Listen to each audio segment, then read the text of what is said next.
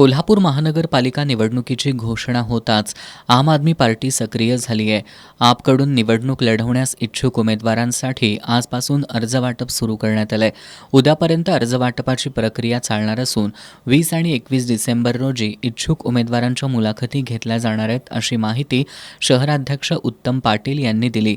दरम्यान इच्छुकांनी आप कार्यालयाशी संपर्क साधावा असं आवाहन प्रदेशाध्यक्ष संदीप देसाई यांनी केलंय. पालिकेच्या निवडणुकांचा शेवटचा टप्पा सुरू झाला असं म्हणायला काय हरकत नाही. प्रत्येक पक्ष मोठ्या ताकदीने या निवडणुकीमध्ये उतरणार, त्याच पद्धतीनं आम आदमी पार्टी देखील मोठ्या ताकदीने या निवडणुकांमध्ये उतरणार आहे. गेले 4-4.5 वर्षापासूनचा आमचा संघर्षाचा जो काही रस्त्यावरची लढाई आहे ती सभागृहामध्ये कशा पद्धतीने जाईल याच्यासाठी आम आदमी पार्टी मोठ्या प्रयत्नात आहे.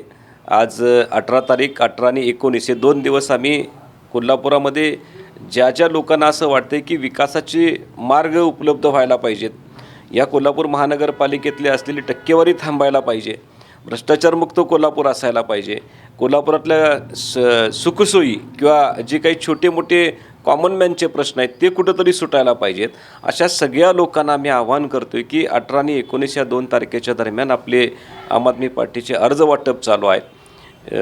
20 आणि 21च्या दरम्यान प्रत्यक्ष उमेदवारांच्या मुलाखती सुरू होतील आणि त्याच्यानंतर खऱ्या अर्थानं आम आदमी पार्टीची पुढची भूमिका आपल्याला जाहीर करण्यात येईल.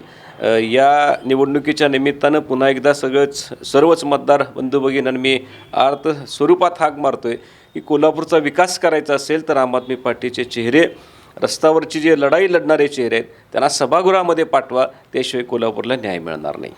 आज पहिल्या दिवशी समीर लतीफ, विजय हेगडे, श्रेया विजय हेगडे, अभिजित कांबळे, मयूर विजय भोसले, स्वप्नील काळे, अनिल जाधव या इच्छुक उमेदवारांनी अर्ज नेलेत.